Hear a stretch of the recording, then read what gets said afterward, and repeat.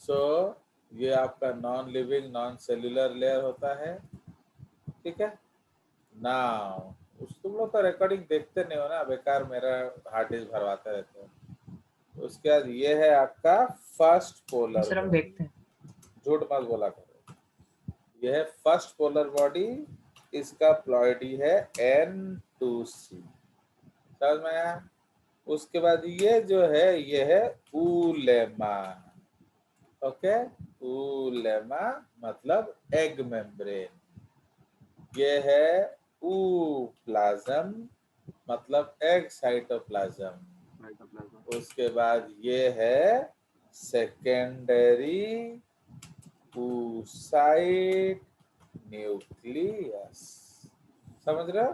Again ये भी होता है N2C, ठीक है। सो दिस होल थिंग, अगर हम एक और एरो बना दें तो ये होल थिंग को हम क्या बोलेंगे, इस पूरा स्ट्रक्चर को हम बोलेंगे सेकेंडरी oocyte, ओके। ये आपका सेकेंडरी oocyte है। ये मेटाफेज 2 में अरेस्टेड होता है, fine. So this is metaphase 2 arrested, ठीक है। तो ये आपका हो गया। सो this is sir the, polar body का फंक्शन क्या होता है? पता नहीं, फंक्शन कुछ नहीं होता उसका, वो तो नालायक है, उसका फंक्शन क्या होगा। तो समझ रहे हो, वो भी एक अंडा हो सकता था बट नहीं बन पाया। हाँ सर, उसमें भी तो होता है ना 22 प्लस एक्स क्रोमोसोम। हाँ सब कुछ होता है बट साइटोप्लाज्म नहीं होता है, समझ रहे हो। तो उसमें सब कुछ होता है, न्यूक्लियस परफेक्ट होता है बट साइटोप्लाज्म कुछ नहीं होता है। तो लाइक तो किसी किसी में अगर आपका पोलर बॉडी बड़ा होगा तो शायद, देखो ये तो आप जानते हो that larger cells are reproductive, smaller cells are metabolically active. तो स्मॉलर सेल्स डोंट रिप्रोड्यूस, तो जितना सेल बड़ा होगा उतना वो रिप्रोडक्शन फैसिलिटेट होगा, ओके। बट अगर छोटा सेल है तो वो रिप्रोडक्शन नहीं करता है। तो सिंस इसका साइज छोटा होता है it does not reproduce, okay. तो इसलिए ह्यूमंस में अगर आप oogenesis देखेंगे तो 1 egg and 3, क्या 1 egg and 2 पोलर बॉडीज बनेगा, क्योंकि फर्स्ट पोलर बॉडी इसमें क्या होगा, प्राइमरी oocyte से first polar body stimulated by the sperms, okay. अगर आप स्पर्म्स आ गया अंदर तो if stimulated by the entry of sperms क्या होगा, only secondary oocyte will divide by meiosis 2, okay.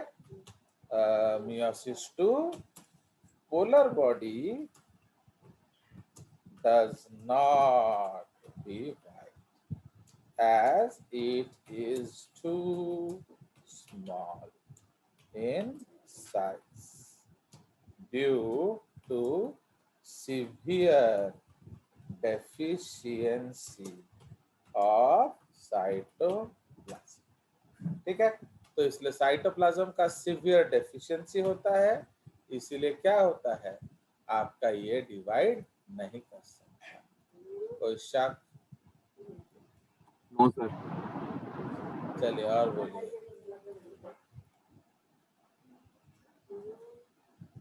ठीक है, so this is your secondary oocyte। तो अब हम लोग चलेंगे आगे। सर एक टर्म का मतलब थोड़ा बोल दीजिए सर, अट्रेटिव फॉलिकल्स मतलब? पता नहीं, आई डोंट नो। चलिए, इसलिए आप पढ़ा करो, तो तुम्हारा सारा डाउट लेने के लिए मैं बैठा हूँ क्या ठेका लेकर। चलिए, तो इसीलिए तुम कुछ भी तुमको याद नहीं है, एट्रेसिया बोल बोल के मेरा जीभ थक गया। एट्रेसिया का तो अब याद है सर। तो एट्रेटिक क्या हो गया, अंग्रेजी नहीं पढ़ा है तुम, बेवकूफ। अट्रेटिव फॉलिकल्स मतलब जब डिस्ट्रॉय हो जाते हैं जो फॉलिकल्स। पता नहीं, गॉड नोस। चलिए, तो अब हम लोग आ जाएंगे ब्रेस्ट पे। सो that is your associated sex structure, मतलब क्या है कि ये फीमेल के वर्क में मदद करेंगे। ओके, तो ये आप देख रहे हो एक सेक्शन, ये फ्रंटल व्यू, तो ये एंटेरियर व्यू है या फ्रंटल व्यू है। ओके, इसमें ये जो है, suppose this is the breast, ये है आपका सपोज ब्रेस्ट, तो ये जो है आपका जो डार्क सा लेयर होता है, सो that is called what, that is called areola. Fine, उसको हम एरियोला बोलेंगे। उसके बाद ऑल द, ये देख रहे हो ये सब आपके जो मिल्क ग्लैंड्स हैं, तो ये सब आपके मेमोरी ग्लैंड्स हैं। ओके, ये सब आपके ग्लैंड्स हैं। तो हर ग्लैंड का ये जो पतला पतला डक्ट्स है, तो this is called lactiferous ducts. समझ रहे हो? तो इसको हम लोग बोलेंगे लैक्टिफेरस डक्ट्स। तो all these ducts they will open where? It will open in the nipple. मतलब अगर आप सोचो कि ये हर ग्लैंड एक ग्लास है एंड हर ग्लास में एक स्ट्रॉ है, तो सारे स्ट्रॉ को जोड़कर अगर आप पियोगे तो हर ग्लास से आएगा। तो जस्ट लाइक दैट, तो that straw is called lactiferous ducts and all these ducts open in the nipple. Okay, या उसको टीट्स बोलते हैं। Okay, so that is the nipple और टीट्स। तो ये जो एरियोला होता है, ये हाईली इरोजिनस स्ट्रक्चर होता है, एक्साइटिंग स्ट्रक्चर होता है, सेक्सुअली एक्साइटिंग। तो अगर एरियोला में थोड़ा सा टच होगा तो द फीमेल इज स्टिमुलेटेड। तो इसलिए जब बच्चा सकल करता है एरियोला में, the mother's nervous system gets activated and वहां से कौन सा हार्मोन आएगा? ऑक्सीटोसिन। तो जैसे ऑक्सीटोसिन हार्मोन आएगा, आपका मिल्क को रिलीज किया जाएगा। कोई शक? चलिए, तो इसीलिए जो मसल होता है, तो ब्रेस्ट एक एक्स्ट्रा स्ट्रक्चर होता है जो आपके pectoralis major muscle, okay, pectoralis major, okay, तो जो आपके पेक्टोरलिस मेजर मसल है, तो उसके ऊपर रखा जाता है। ओके, तो the breast is kept on the pectoralis major muscle. ठीक है, तो ये उसका स्ट्रक्चर है। ये साइड व्यू है, तो देख रहे हो, तो ये जो मसल है, दिस इज द रिब्स। तो रिब्स के ऊपर ये जो मसल है, इसको हम लोग क्या बोलते हैं? Pectoralis major. ठीक है, तो ये आपका पेक्टोरलिस मेजर मसल है। तो इस मसल के ऊपर ब्रेस्ट रखा गया है। तो बेसिकली उसमें मेमोरी ग्लैंड होता है एंड ये फैटी लेयर होता है, fat tissue. Okay, fat tissue. तो इसलिए जो शेप है ब्रेस्ट का, छोटा है, बड़ा है, that is basically due to fat tissue या एडिपोज टिश्यू। ठीक है, तो that is because of adipose tissue. तो इसलिए size of breast does not indicate how much milk is there. तो इसलिए बड़ा ब्रेस्ट छोटा ब्रेस्ट से मिल्क यील्डिंग में कोई खास फर्क नहीं आता, बिकॉज वो सिर्फ फैट्स के कारण होता है। नाउ तो ये सब देख रहे हो जो पाइपलाइंस है, they are called what? Lactiferous ducts. ठीक है, उसके बाद जो डायग्राम दिया है वो है निप्पल। ओके, सो इधर जो दिया है, एंटर मार दें, यस, तो ये जो है ये निप्पल है। Okay, so like that. छोटा बॉय ऊपर आओ। ठीक है, so this is the nipple.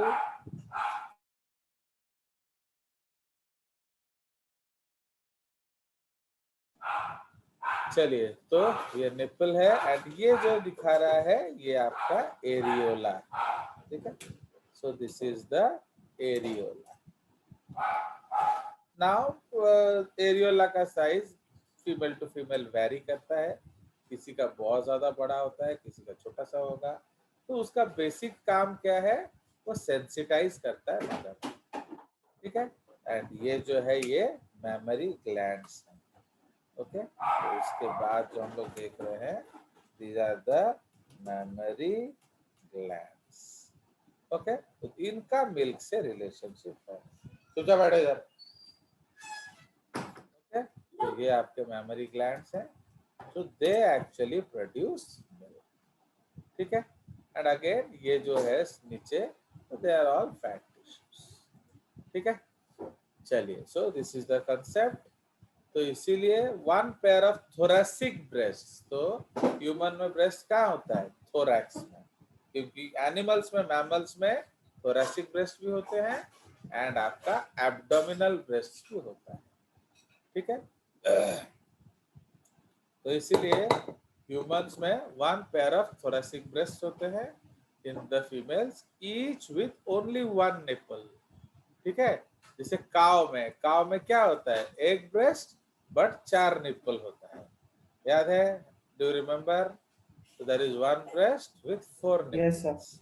तो इसलिए ह्यूमंस में एक ब्रेस्ट होता है, एक पेयर, एंड हर में एक ही निपल होगा, ओके। चलो, तो मैं now it is rich in mammary glands which secretes milk, okay, postpartum। postpartum का मतलब क्या होता है, आफ्टर डिलीवरी। इसीलिए जो बांधे तक, इसीलिए जो वर्जिन फीमेल होती है उसका मिल्क सिक्रीशन नहीं होता, भले ही जितना मर्जी सैक्लिंग करो। क्यों? क्योंकि उसमें मिल्क ही नहीं होता। तो development of breast are under influence of many hormones. तो इसको हम लोग सिनर्जिस्टिक इफेक्ट बोलते हैं, जो मैंने आपको एंडोक्राइन सिस्टम में पढ़ाया था। सिनर्जिस्टिक इफेक्ट का मतलब क्या है, all of them help for the function. तो ग्रोथ क्या, जीएच क्या करता है, helps in growth of breast proportional to general body growth. तो जैसे जैसे आप ग्रो करेंगे वो ग्रो करता है। एस्ट्रोजन क्या करता है, it gives shape and size due to differential fat deposition. मतलब अलग अलग फैट डिपोजिशन है, पतली लड़की है तो छोटा ब्रेस्ट होगा, ओके, बिकॉज फैट डिपोजिशन कम है, एंड तो हेल्दी लड़की है तो शी में हैव बिगर ब्रेस्ट। सो इसीलिए वो शेपिंग कौन करता है, एस्ट्रोजन। तो इसीलिए male and female breast, virgin breast दोनों के सेम है, ओके। प्री प्यूबर्टल ब्रेस्ट दोनों का सेम होता है, but why the male breast does not take shape, due to lack of estrogen. But हम लोगों ने गायनेकोमास्टिया पढ़ा था, याद है, okay. Do know what Yes, is sir. Gynecomastia, बताओ। Sir, development of breasts in male. Yes, sir female male like boobs बड़ा हो ब्रेस्ट, जाना। फीमेल ब्रेस्ट का बड़ा हो जाना को नहीं बोलते हैं, मेल ब्रेस्ट का बड़ा हो जाना को हम लोग बोलते हैं, yes sir, yes. That is called आपका गायनेकोमास्टिया। तो क्यों? क्योंकि एड्रिनल ग्लैंड एस्ट्रोजन प्रोड्यूस करता है। नाउ उसके बाद long term progesterone exposure, okay, किस केस में होता है ये, ड्यूरिंग प्रेगनेंसी, ओके। तो जब लॉन्ग टर्म प्रोजेस्टेरोन एक्सपोजर होगा during pregnancy, it helps to develop the prolactin receptors and change in gland nature. तो ये भी हम लोगों ने टिश्यू में पढ़ा था, दैट ह्यूमंस में ग्लैंड नेचर चेंज होता है इन केस। तो सबसे पहले क्या होता है, सिंपल सेक्युलर ग्लैंड। उसके बाद प्रेगनेंसी के बाद क्या होता है, ब्रांच सेक्युलर ग्लैंड, सॉरी, जो आपका प्री प्यूबर्टल जो है, मतलब before puberty, that is simple secular gland. फिर आपका जो एस्ट्रोजेनिक ट्रीटमेंट के बाद वो ब्रांच सेक्युलर ग्लैंड बन जाता है। फिर आपका प्रोजेस्टेरोन ट्रीटमेंट के बाद वो ब्रांच ट्यूब्यूलोसाइकुलर ग्लैंड बन जाता है। समझ रहे हो? तो इसलिए ग्लैंड नेचर चेंज करेगा। दूसरी बात, प्रोलैक्टिन रिसेप्टर्स को लाएगा। इसीलिए बिफोर प्रेगनेंसी प्रोलैक्टिन ढाल दोगे तब भी मिल्क नहीं बनेगा, क्योंकि ग्लैंड ही नहीं है। अब फैक्ट्री नहीं है, रॉ मटेरियल लाओगे तो क्या होगा? तो लाइक दैट। तो प्रोलैक्टिन हार्मोन, तो it stimulates synthesis of milk after delivery. Okay, तो इसलिए डिलीवरी हो गया, उसके बाद प्रोलैक्टिन आएगा तो वो मिल्क सिक्रीशन को करेगा। ये सिंथेसिस होगा, रिलीज नहीं होगा। तो रिलीज करने के लिए कौन चाहिए? ऑक्सीटोसिन। तो it stimulates the release of the milk on Suckling reflex. तो जब एक चाइल्ड सकल करता है तो ऑक्सीटोसिन आएगा, ऑक्सीटोसिन आएगा तब जाके ब्रेस्ट मिल्क को छोड़ेगा, अदरवाइज नहीं छोड़ने वाला। कोई शक? तो ये पोजीशन ऑफ ब्रेस्ट है, they are located on the pectoralis major muscle of the chest. ठीक है? So the mammary gland lobules lead to numerous lactiferous ducts, which ultimately form the lactiferous sinuses before opening in the nipples. Hence, the nipples are collection of numerous lactiferous sinuses. Surrounding the nipple is a dark, rough, and more pigmented area known as areola. It is highly erogenous, and on suckling it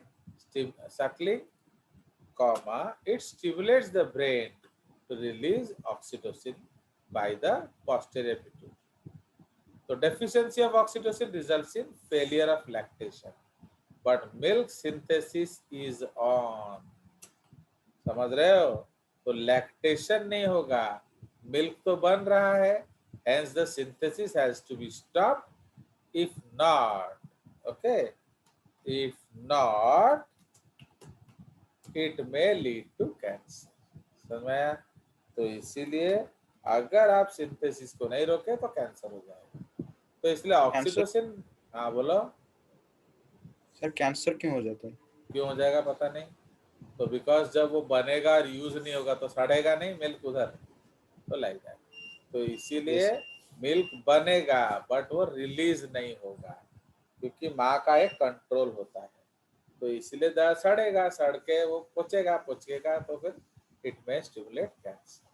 तो इसलिए जो fashionable mother's होते हैं आप देखोगे, जो non feeding mother's होते हैं, तो वो लोग क्या है, उनको थोड़ा वो शेप कॉन्शियस होते हैं, उनका शेप खराब हो जाएगा, इस चक्कर में फिर वो पिलाते नहीं है, तो फिर कैंसर। इफ यू रिमेम्बर, आप लोग तो कुछ भी नहीं जानते ना, इसलिए आपको बोल के भी फायदा कुछ नहीं है। जैसे काइली मिनोग है, okay, you know who is Kylie मिनोग, you know who is Madonna. तो ये लोग सब क्या हैं? तो ये लोग का ब्रेस्ट कैंसर होकर एम्प्यूटेट किया गया है ब्रेस्ट। मीन्स वो लोग उसको शो करते थे, दिखाते थे, पर बच्चे को पिलाते नहीं थे। भैया तुम्हारे दिखाने का चीज थोड़ी है, वो तो भगवान ने बच्चे को पिलाने के लिए दिया है। तो they did not use it to feed. So उनका ब्रेस्ट कैंसर होकर इतना सीवियर हो गया कि पूरा हटाना पड़ा। That is called mastectomy. And वो भी भगवान ने ऐसा कर दिया कि एक को हटाना पड़ा, दोनों को नहीं। तो इसलिए वो और भी ऑड दिखने लगे। तो इसलिए basically it is for feeding the child. तो वो काम करिए। कुछ लोग, जो लोग अपना जो सोचते हैं कि milk feeding is not in fashion, तो वो लोग आप आर्टिफिशियली शकल करा के दे दो, है कि नहीं। आजकल सकलर आता है, जैसे गाय वाय में नहीं लगा देते हैं, वो दूध निकाल देता है, तो वैसे आर्टिफिशियल शकलर आता है, वो लगा दो, मिल्क निकाल कर बॉटल में बच्चे को दे दो। बट निकालो जरूर, अगर नहीं निकालोगे तो सड़ेगा, सड़ेगा तो गड़बड़ हो सकता है। क्लियर? तो आपका ब्रेस्ट हो गया खत्म। तो फिर बार्थोलिन्स ग्लैंड, ये एक्सेसरी सेक्स ग्लैंड्स है, समझ रहे हो। तो इसको हम लोग बल्बोयूरेथ्रल ग्लैंड बोलते हैं फीमेल में, और एक ही ग्लैंड है जो फंक्शनल है, okay, and they are homologous to Cowper's gland. ठीक है।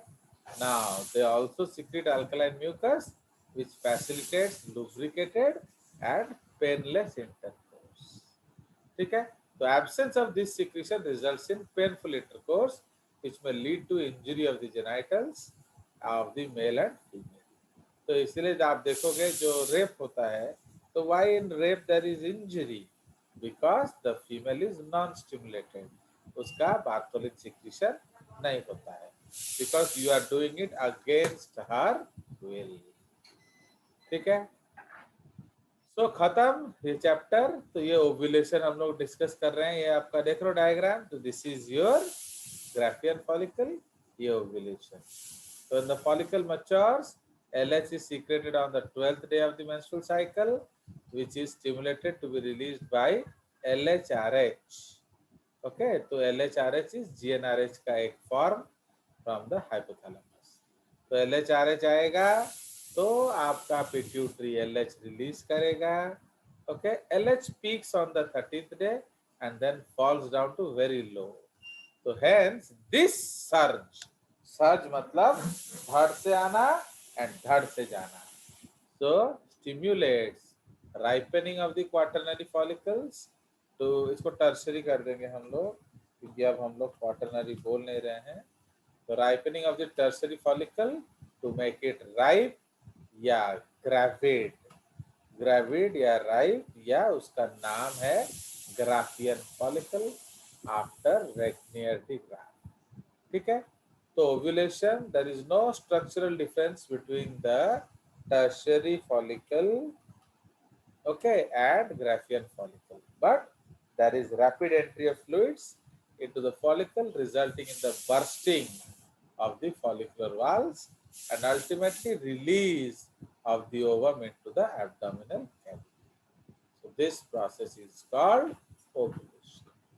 ठीक है, तो ovulation हो गया and ये आपका egg up. Fine. So that is the end of this chapter.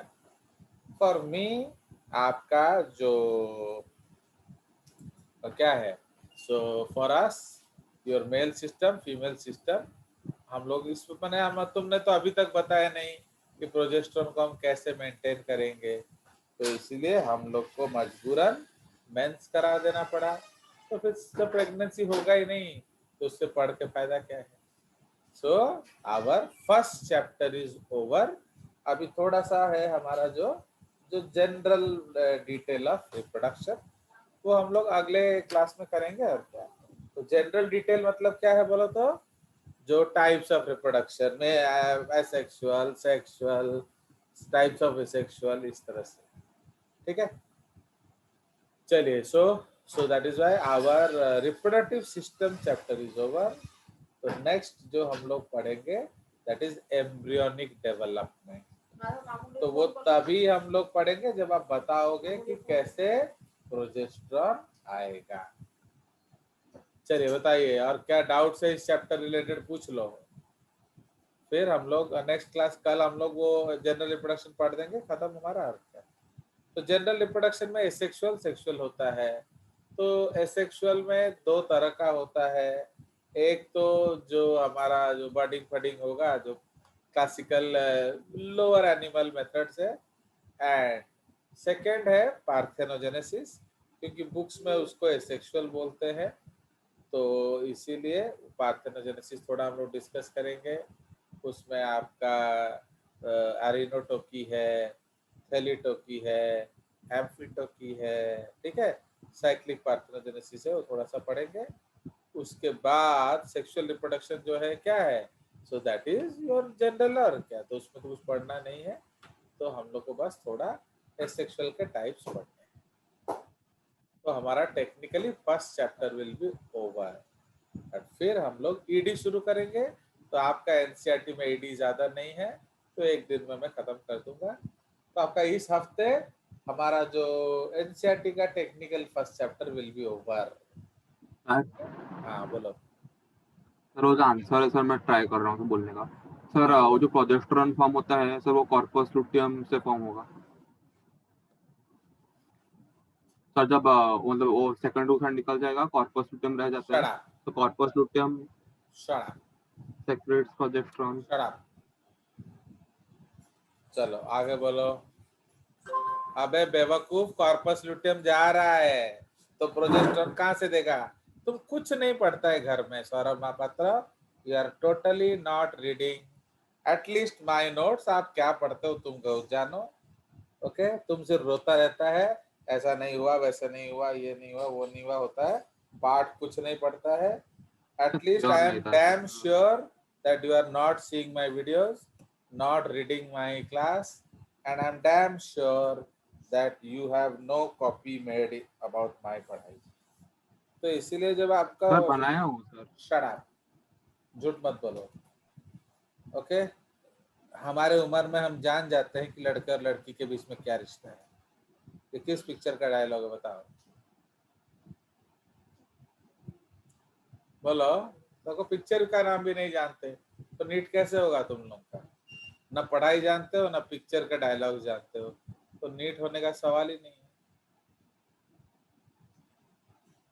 बताइए किस पिक्चर में बोला गया था कि हमारे उम्र में हम ये जान जाते हैं कि लड़के और लड़की के बीच में क्या रिश्ता है? चलिए, तो इसलिए देख रहे हो आप लोग का ना तो आप बता पाते हो कि प्रोजेस्टेरोन कैसे आएगा और ना ही आप बता पाते हो डायलॉग, तो कैसे होगा बताओ? नीतू और क्या कर रहे हो तुम लोग? कुछ पढ़ाई वढ़ाई कर ही नहीं रहे। ये नीतू नीतू वो एलन का बुक पढ़ रही होगी और क्या? नहीं सर, वो ये क्या कर रहा है ये सर GNRH होगा शायद, मतलब आपका जो क्वेश्चन है। वो जो आपका सौरभ महापात्र है, इज ही स्टडिंग ऑनेस्टली? मेरे को बताओ, क्या वो मेरे क्लास में रहता है, पढ़ता है ना वो काजू किशमिश का बुक पढ़ रहा है? सच बताओ भाई। जब सर, उसको उसी इतना से होश कुछ नहीं है कि प्रोजेक्ट कॉर्पस लुटियम जा चुका है, तू आके जा चुका है, मैं इंतजार में हूँ, तो सौरभ ये गाना गा रहा है। कॉर्पस लुटियम आके जा चुका है, ये इंतजार में है बेटा, अब कॉर्पस लुटियम आएगा और हार्मोन देगा। बेवकूफ, ओके? बेवकूफ, समझ रहे हो? कॉर्पस लुटियम आके जा चुका है और तुम अभी इंतजार में हो। ऐसी मुलाकात है, मैं किस खुमार में हूँ, कॉर्पस लुटियम आके जा चुका है, सौरभ इंतजार में है। देखो कितना स्वीट गाना मैंने गा लिया आपके लिए, चला। तो इसीलिए भैया वो आके जा चुका है दादा। आप थोड़ा काजू किशमिश के बुक से हटो, जैसे सर का नोट पढ़ो तो समझ में आएगा।